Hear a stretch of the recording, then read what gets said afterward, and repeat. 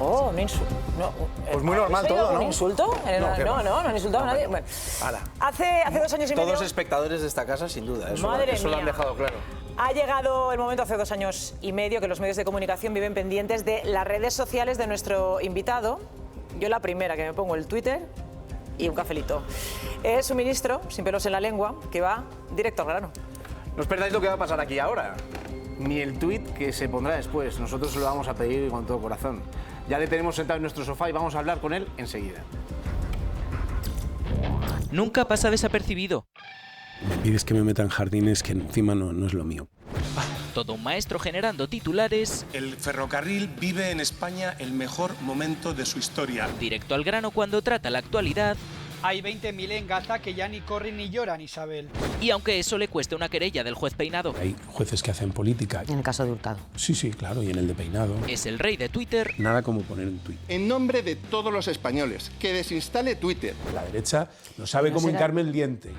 Y pese a las amenazas de la oposición... debería de dimitir o ser cesado. Pero no está en su mente. Aquí hay mucha tela que cortar todavía. Y reto a cualquiera en una entrevista que me pregunte... Y reto aceptado, ministro, esta tarde, Óscar Puente en Directo al grano.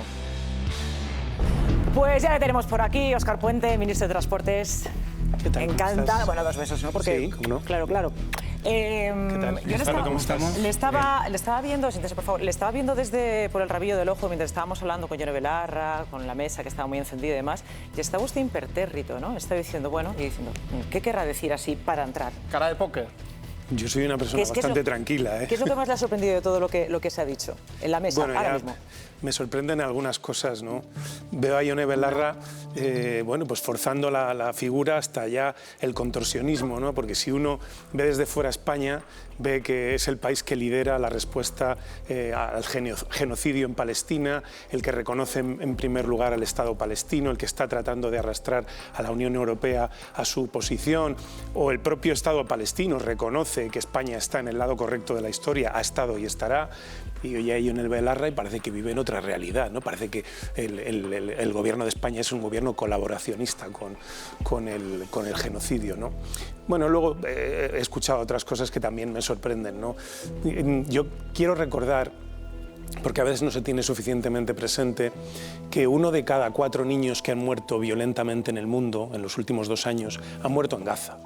Y la población de Gaza respecto del conjunto de la población mundial es un 0,068%. Quiere decir que si el 25% de los niños que han muerto en los 2 últimos años en el mundo han muerto en Gaza, y su población es tan pequeña respecto al conjunto de la población mundial, hay pocas dudas respecto a cómo se debe calificar lo que está allí sucediendo, y desde luego me parece una sobreactuación absoluta rasgarse las vestiduras porque la última etapa de la Vuelta Ciclista a España, que por cierto suele ser la más aburrida, pues ayer no pudo terminar, y que España dio ante el mundo una imagen que yo creo que como país es buena, habla bien de nuestra ciudadanía, de nuestra gente. Por cierto, ayer en Canadá hubo que celebrar un partido de Copa Davis a puerta cerrada porque los canadienses también querían montarla, no querían que ese partido se produjera entre Canadá e Israel, o ha habido también incidentes, ha habido en Quebec y en Montreal también en competiciones ciclistas en las que participaba un equipo israelí. Por tanto, no somos tan distintos. Se hablaba de Ucrania, ojalá la reacción internacional que hubo con la invasión rusa de Ucrania fuera la mitad de contundente, de comprometida de lo que está siendo con Gaza. Desde luego hay un abismo entre una reacción... Pero, ministro, hay quien encuentra de hecho contradictorio enorgullecerse por las manifestaciones de ayer que consiguen que no se acabe la vuelta con las cargas policiales, por ejemplo. Ya, pero la realidad es mucho más compleja que eso. Tú puedes expresar tu simpatía por quien se manifiesta, hasta el punto incluso de que Manos Limpias te meta una denuncia, ¿no? Yo creo que no se acuerdan de que Abascal estuvo en las manifestaciones de Ferraz y aquello no ha prescrito. Es decir, como agarre la denuncia de Manos Limpias en relación con las palabras del presidente del gobierno de ayer, pues igual vemos a Abascal también imputado, ¿no? Por incitar al odio, ¿no? No, pero lo que decía es que una cosa es manifestar tu simpatía y otra, hay una vuelta ciclista, un evento deportivo que tiene agendado su celebración, nadie lo ha prohibido y lo normal es que se trate de garantizar su funcionamiento. Otra cosa es que se puede hacer, ayer no pudo suceder, no se pudo hacer y bueno, pues no hay tampoco que rasgarse las vestiduras. Creo sinceramente que la proporción entre lo que ayer se produjo, el derecho de las personas a expresarse y a manifestarse y realmente los valores que estaban en juego, yo creo que España, desde el punto de vista de la imagen, en contra de lo que ha dicho alguno, creo que sale ganando. Esta mañana, señor Nacho Rondo entrevistaba a Miguel Tellado y pasaba esto. ¿Condena usted expresamente al gobierno israelí por estos crímenes, por estas muertes? Mire, es evidente que a nadie gusta lo que está sucediendo en estos momentos en Gaza, pero le corresponde a la Corte Penal Internacional determinar si eso es un genocidio o no lo es. El primer ministro israelí Benjamin Netanyahu, en su opinión, ¿debería ser detenido si entra en territorio europeo tal y como indica la ley? Mire, insisto, eso le corresponde determinarlo a la Corte Penal Internacional. El Estado español no puede estar del lado de una organización terrorista. A mí me produce asco ver cómo una organización terrorista como Hamás felicita públicamente a Pedro Sánchez por su defensa de esta organización. Señor Tellado, lo voy a intentar solo una vez más. ¿Ustedes desde el Partido Popular condenan el asesinato de civiles perpetrado por Israel? Es que claro que condenamos el asesinato de civiles. Le ruego que no tergiverse la posición de mi partido desde la televisión pública de España. Por supuesto que el Partido Popular condena el ataque a civiles, a población civil, que no debe sufrir las consecuencias de que un Estado democrático como Israel se defienda de una organización terrorista como Hamás. Y por lo tanto creo que su pregunta es tremendamente irresponsable teniendo en cuenta que estamos en una televisión pública. Creo que este no debe ser el foro para que el Gobierno utilice los medios públicos para establecer una cortina de humo para tapar la corrupción sistemática del presidente del Gobierno. Bueno, no hacemos preguntas... no le ha terminado de gustar la pregunta. La palabra señor genocidio, por lo que sea, no condenan el genocidio y aparte dicen que ustedes apoyan a Hamás. Bueno, es que el argumento de que jamás ha felicitado a Pedro Sánchez, jamás ha felicitado al Papa, al anterior y a este. ¿Y eso qué tiene que ver? Es decir, jamás en el ejercicio de su libertad pues felicita a quien considera oportuno, sobre todo porque el reconocimiento de España del Estado palestino en parte coincide con los objetivos de Hamás, lo que no quiere decir que España aplauda o apoye en nada a Hamás, igual que el Papa tampoco apoya a Hamás. Segundo, yo creo que mezclar la respuesta del Estado israelí con los atentados que se produjeron en Israel de la mano de Hamás es pura demagogia y es un análisis muy injusto. Los atentados han sido condenados en múltiples ocasiones. Siempre que tenemos oportunidad condenamos esos atentados. Pero un país como España, que tiene experiencia en sufrir el terrorismo, sabe que la respuesta al terrorismo tiene que ser proporcional. Y hubo un momento, al menos inicial, en el que la respuesta de Israel podía tener algún tipo de justificación.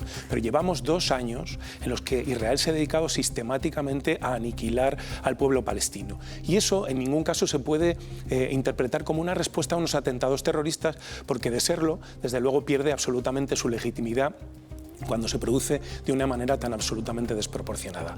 Yo no entiendo la posición del Partido Popular, no sé por qué le cuesta tanto llamar a las cosas por su nombre, porque no entiendo qué es lo que gana exactamente en su posición tibia. ¿Qué cree que gana? Usted tendrá una opinión sobre qué cree que es que no lo entiendo, sinceramente. No creo que gane absolutamente nada. Es más, ¿será por Vox y porque le esté comiendo el terreno?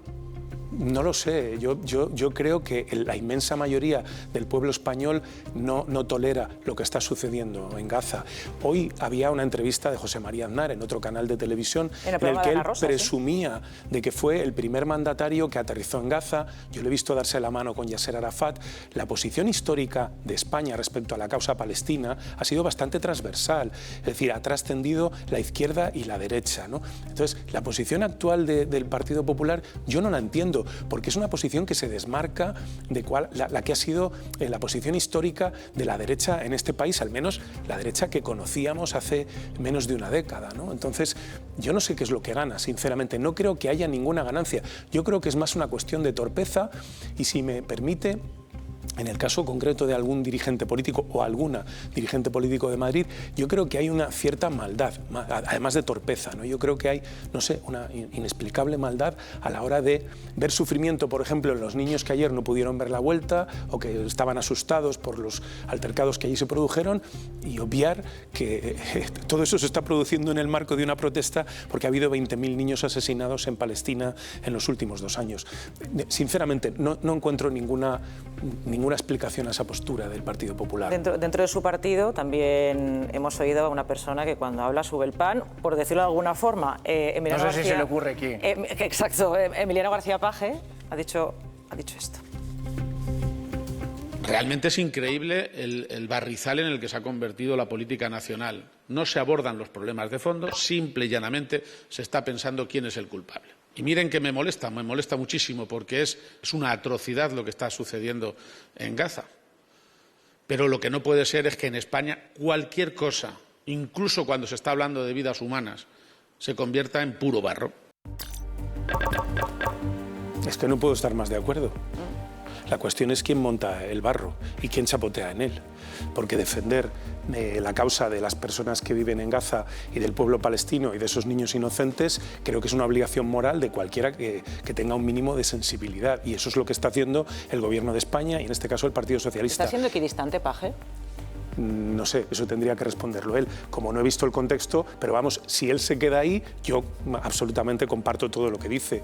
La cuestión es que creo que quien está agitando el barro y quien está chapoteando en él está muy claro quién es, ¿no? Desde luego no es el Partido Socialista y el Gobierno de España, en esta materia en concreto. Vamos. Ministro, no sé cómo ha estado de ocupado el fin de semana, pero se ha publicado que el juez Peinado ha denunciado a varios periodistas y a usted también.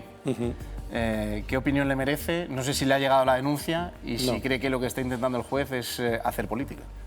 Bueno, el fin de semana me pilló en Valladolid, que eran las fiestas. Ya sabéis que yo fui 8 años alcalde de la ciudad y es una visita absolutamente obligada. El sábado fui al fútbol a ver a mi Pucela, que ganó 3-1 a Almería. Entonces he pasado un fin de semana bastante relajado, tengo que decirlo. No me ha alterado mucho la noticia de no sé qué es lo que va a hacer el juez Peinado, parece que una demanda de conciliación. Sí. No me ha alterado. Yo soy muy consciente de las cosas que he dicho en relación con la instrucción del juez Peinado. Creo que va a tener mucho trabajo si se decide a demandar o querellarse contra las personas que han criticado su instrucción, porque creo que, en fin, no soy el único, ni mucho menos, y estoy bastante tranquilo con respecto de lo que he dicho. Y también digo que tampoco me va a privar de mi derecho a expresarme, ¿no? Si lo que pretende es eso, yo voy a seguir expresándome igual. Sí que es verdad que si coincidimos en el juzgado, pues va a tener que pedir una tarima un poco más alta que la que le puso a Félix Bolaños, porque yo soy un poquito más grande, pero por lo demás estoy bastante tranquilo. Enano Bolaños, ¿eh? ¿Le ha llamado enano? O sea, no, es más bajito que yo, vale. Pero vamos, no. Bueno. Estaba leyendo este fin de semana una entrevista, creo que era el sábado en El Mundo, del periodista Juan Malomet a Tellado, y decía en una de sus respuestas, él le decía, cree que se van a precipitar las elecciones o que va a haber elecciones, y Tellado respondía que eso lo van a decidir los juzgados, ni siquiera Pedro Sánchez. Bueno, es que en eso está. Esa entrevista. Yo he dicho hace mucho tiempo que el Partido Popular subcontrató la labor de oposición a algunos jueces y, en fin, no hacen nada más que darnos la razón. Porque la realidad es, ¿qué modelo alternativo de país tiene el Partido Popular? ¿Cuáles son sus ideas? ¿Cuáles son sus propuestas? ¿Qué propone en materia de vivienda? ¿Qué propone en materia de inmigración? ¿Qué es lo que propone para nuestro país? Es que no lo sabemos. No sabemos qué modelo económico tiene, qué modelo industrial tiene.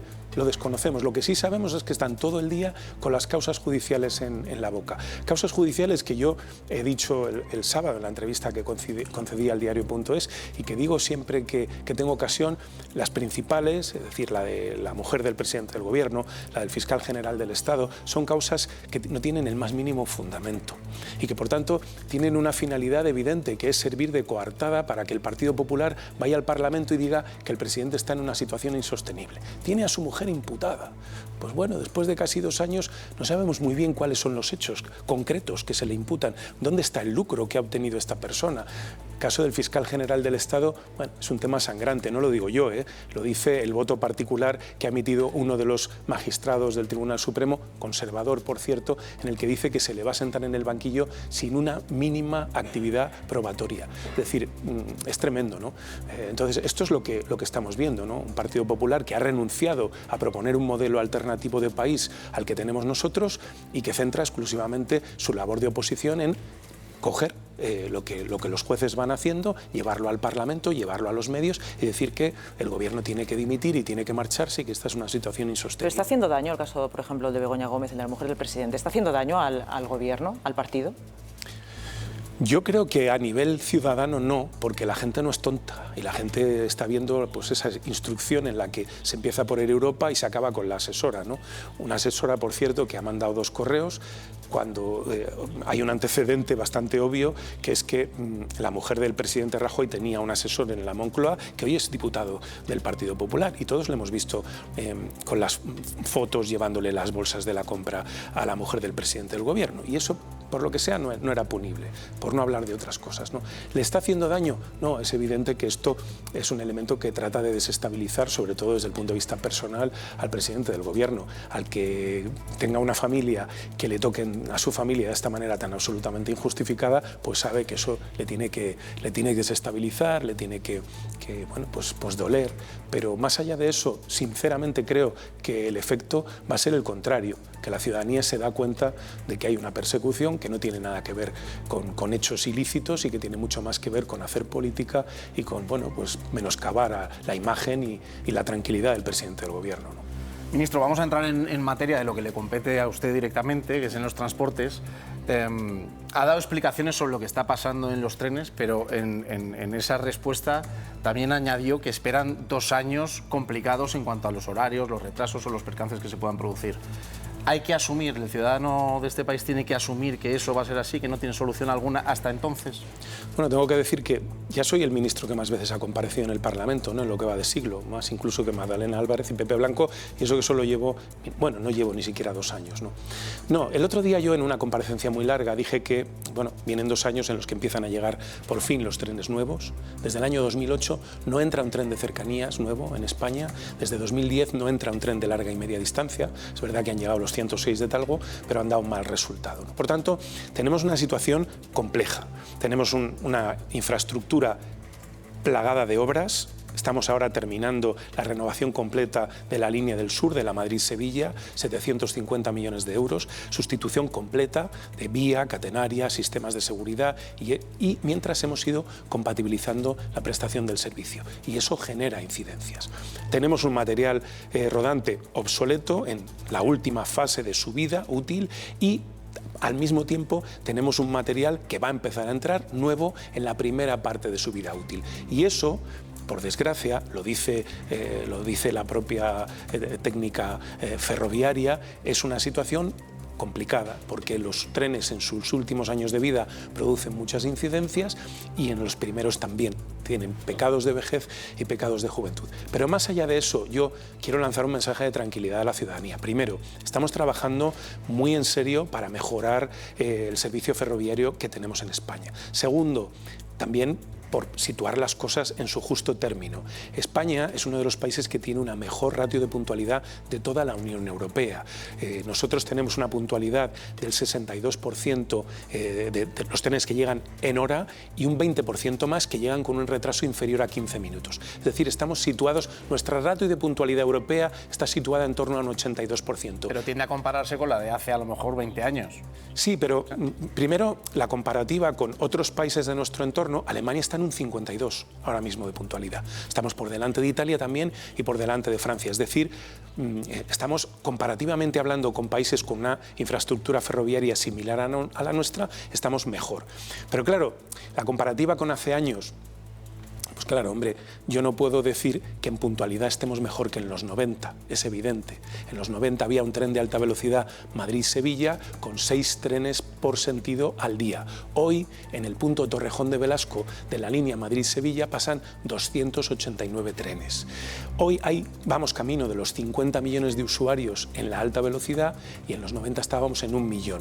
Es decir, es verdad que en el parámetro puntualidad estamos peor que en los 90, pero en el resto hemos crecido muchísimo. El tren es el medio que más crece de todos los medios de transporte, tanto colectivos como individuales en España. Y eso es porque la gente encuentra que el tren es un medio cómodo, competitivo y también tiene un grado de puntualidad aceptable. Lo que no quiere decir que sea un medio infalible o lo que no quiere decir que no tengamos incidencias y que tengamos que mejorarlas. Pero compararnos con etapas etapas pretéritas, pues hombre, en el 2018 un ciudadano que quería ir de Madrid a Santiago de Compostela tardaba 8 horas, hoy tarda 3. 7 años después. Nos vamos Creo que hay que poner las cosas en su justo término, ¿no? Nos vamos en directo a la redacción con una última hora sobre Mazón, porque existe otro vídeo de la reunión del CECOPI el día del desastre de la Dana. Elena Godesar, cuéntanos qué ha pasado exactamente.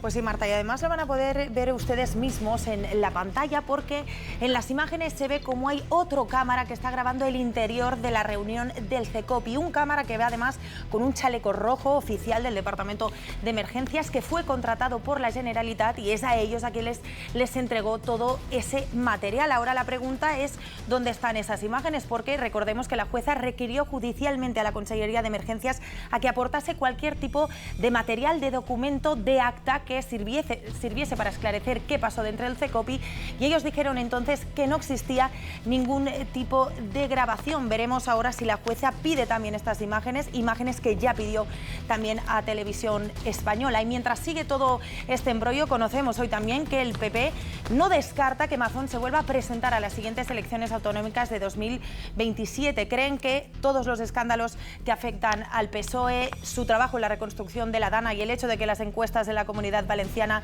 no le son muy desfavorables, pues le hacen un probable candidato. Gracias, Elena.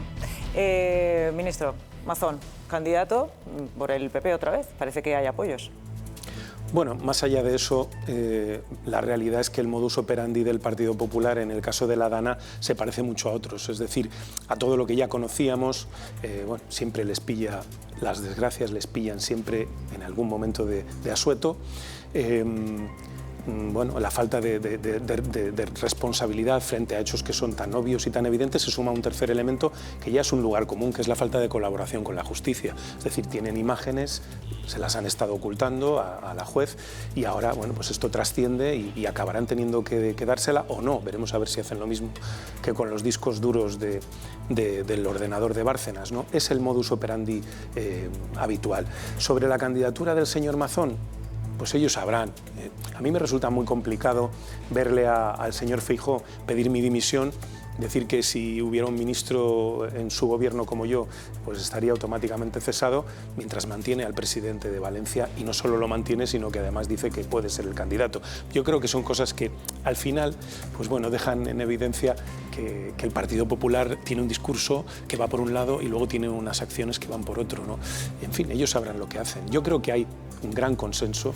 Desconozco las encuestas que habrá en Valencia, le doy una importancia muy relativa a las encuestas. Yo no jugaría con fuego con eso de las encuestas. Yo creo que hay un consenso prácticamente extendido a izquierda y a derecha de que Mazón no debería haber seguido de presidente de la Generalitat Valenciana, y de que si es el candidato, el Partido Popular no tiene posibilidades de revalidar la mayoría que tiene, y eso de ahí no me va a bajar nadie, salvo que la ciudadanía valenciana pues en su momento diga lo contrario. Hablando de Feijóo, seguro que las fiestas de Valladolid y haber visto al Pucela le ha dado para conocer lo que dijo de usted el propio Feijóo el viernes pasado. Vamos a recordarlo. Por si acaso no lo ha visto, claro.